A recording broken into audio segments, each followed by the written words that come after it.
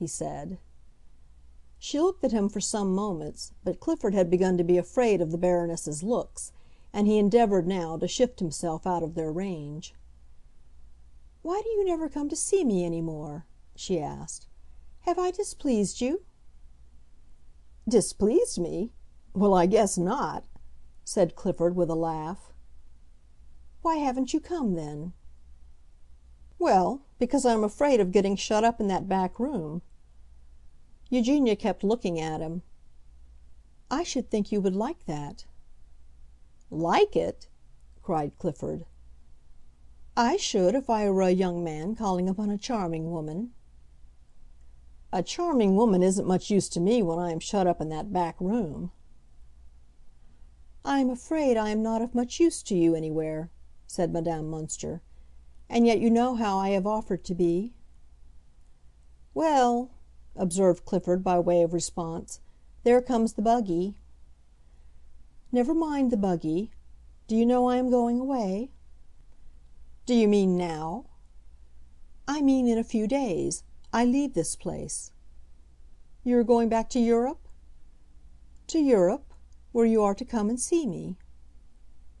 "Oh, yes, I'll come out there," said Clifford. "But before that," Eugenia declared, "you must come and see me here." "Well, I shall keep clear of that back room," rejoined her simple young kinsman. The Baroness was silent a moment. "Yes, you must come frankly, boldly. That will be very much better. I see that now." "I see it," said Clifford. And then, in an instant, "What's the matter with that buggy?" His practiced ear had apparently detected an unnatural creak in the wheels of the light vehicle which had been brought to the portico, and he hurried away to investigate so grave an anomaly. The Baroness walked homeward, alone, in the starlight, asking herself a question. Was she to have gained nothing? Was she to have gained nothing? Gertrude Wentworth had held a silent place in the little circle gathered about the two gentlemen from Boston. She was not interested in the visitors. She was watching Madame Münster, as she constantly watched her. She knew that Eugenia also was not interested, that she was bored, and Gertrude was absorbed in study of the problem how, in spite of her indifference and her absent attention, she managed to have such a charming manner. That was the manner Gertrude would have liked to have. She determined to cultivate it, and she wished that, to give her the charm, she might in future very often be bored. While she was engaged in these researches, Felix Young was looking for Charlotte, to whom he had something to say. For some time now he had had something to say to Charlotte, and this evening his sense of the propriety of holding some special conversation with her had reached the motive point, resolved itself into acute and delightful desire. He wandered through the empty rooms on the large ground floor of the house, and found her at last in a small apartment denominated, for reasons not immediately apparent, Mr. Wentworth's office, an extremely neat and well-dusted room, with an array of law books in time-darkened sheepskin on one of the walls, a large map of the United States on the other, flanked on either side by an old steel engraving of one of Raphael's Madonnas, and on the third several glass cases containing specimens of butterflies and beetles. Charlotte was sitting by a lamp, embroidering a slipper. Felix did not ask for whom the slipper was destined. He saw it was very large. He moved a chair toward her and sat down, smiling as usual, but at first not speaking. She watched him, with her needle poised, and with a certain shy, fluttered look which she always wore when he approached her. There was something in Felix's manner that quickened her modesty, her self-consciousness. If absolute choice had been given her she would have preferred never to find herself alone with him, and in fact, though she thought him a most brilliant, distinguished, and well-meaning person, she had exercised a much larger amount of tremulous tact than he had ever suspected to circumvent the accident of tête-à-tête. Poor Charlotte could have given no account of the matter that would not have seemed unjust both to herself and to her foreign kinsman. She could only have said, or rather she would never have said it, that she did not like so much gentlemen's society at once. She was not reassured, accordingly, when he began, emphasizing his words with a kind of admiring radiance, "My dear cousin, I am enchanted at finding you alone." "I am very often alone," Charlotte observed. Then she quickly added, "I don't mean I am lonely." "So clever a woman as you is never lonely," said Felix. "You have company in your beautiful work." And he glanced at the big slipper. "I like to work," declared Charlotte, simply. "So do I," said her companion. "And I like to idle, too. But it is not to idle that I have come in search of you. I want to tell you something very particular." "Well," murmured Charlotte, "of course, if you must—" "My dear cousin," said Felix, "it's nothing that a young lady may not listen to. At least, I suppose it isn't. But voyons, you shall judge. I am terribly in love." "Well, Felix," began Miss Wentworth gravely. But her very gravity appeared to check the development of her phrase. "I am in love with your sister. But in love, Charlotte, in love," the young man pursued. Charlotte had laid her work in her lap. Her hands were tightly folded on top of it. She was staring at the carpet.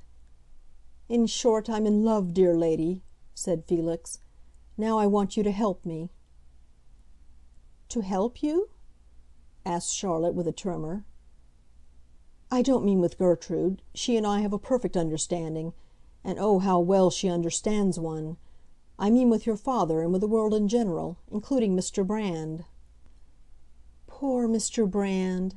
said Charlotte slowly, but with a simplicity which made it evident to Felix that the young minister had not repeated to Miss Wentworth the talk that had lately occurred between them. "Ah, now, don't say poor Mr. Brand. I don't pity Mr. Brand at all. But I pity your father a little, and I don't want to displease him. Therefore, you see, I want you to plead for me. You don't think me very shabby, eh?" "Shabby?" exclaimed Charlotte softly, for whom Felix represented the most polished and iridescent qualities of mankind. "I don't mean in my appearance," rejoined Felix, laughing, for Charlotte was looking at his boots. "I mean in my conduct. You don't think it's an abuse of hospitality?" To care for Gertrude?" asked Charlotte. "To have really expressed one's self. Because I have expressed myself, Charlotte. I must tell you the whole truth. I have. Of course I want to marry her, and here is the difficulty. I held off as long as I could, but she is such a terribly fascinating person. She's a strange creature, Charlotte. I don't believe you really know her." Charlotte took up her tapestry again, and again she laid it down. "I know your father has had higher views," Felix continued, "and I think you have shared them. You have wanted to marry her to Mr. Brand." "Oh, no," said Charlotte, very earnestly. "Mr. Brand has always admired her, but we did not want anything of that kind." Felix stared. "Surely marriage was what you proposed." "Yes, but we didn't wish to force her." "À la bonne heure! That's very unsafe, you know. With these arranged marriages there's often the deuce to pay." "Oh, Felix," said Charlotte, "we didn't want to arrange." "I am delighted to hear that, because in such cases, even when the woman is a thoroughly good creature, she can't help looking for a compensation. A charming fellow comes along, and voilà!" Charlotte sat mutely staring at the floor, and Felix presently added, "Do go on with your slipper. I like to see you work." Charlotte took up her variegated canvas and began to draw vague blue stitches in a big round rose. "If Gertrude is so strange," she said, "why do you want to marry her?" "Ah, that's it, dear Charlotte.